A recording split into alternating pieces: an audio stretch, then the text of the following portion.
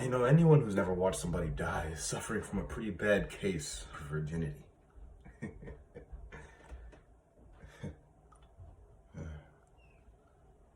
know, for 12 months, I watched my father die. When I was 10 years old, actually. Came back from the war in Spain, you see, and certain God-fearing gentleman just made such a mess of him. And he didn't have long left to live. Everyone knew it. Hell, even I knew it. But you see, I was the only one who cared. His family, they were just embarrassed by the whole situation. Embarrassed and irritated. And as for my mother, all she could think about was the fact that she'd allied herself with a man who seemed to be on the wrong side in all things. My mother was all for being associated with minorities, provided they were the smart, fashionable ones. And we all just waited for him to die.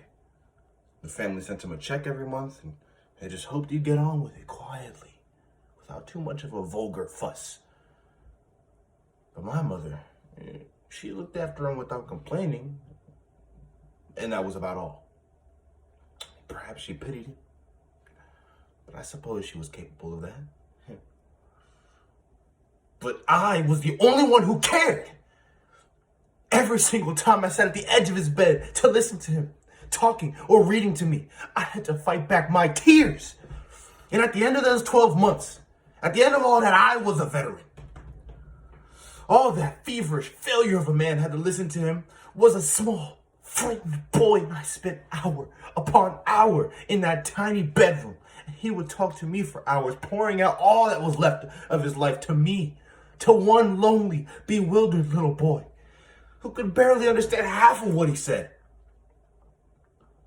All he could feel was this despair and bitterness, the sweet, sickly smell of a dying man. You see, I learned at an early age what it was like to be angry and helpless, and I can never forget it. Shit, I knew more about love, betrayal, and death when I was 10 years old than you probably will know in your whole life.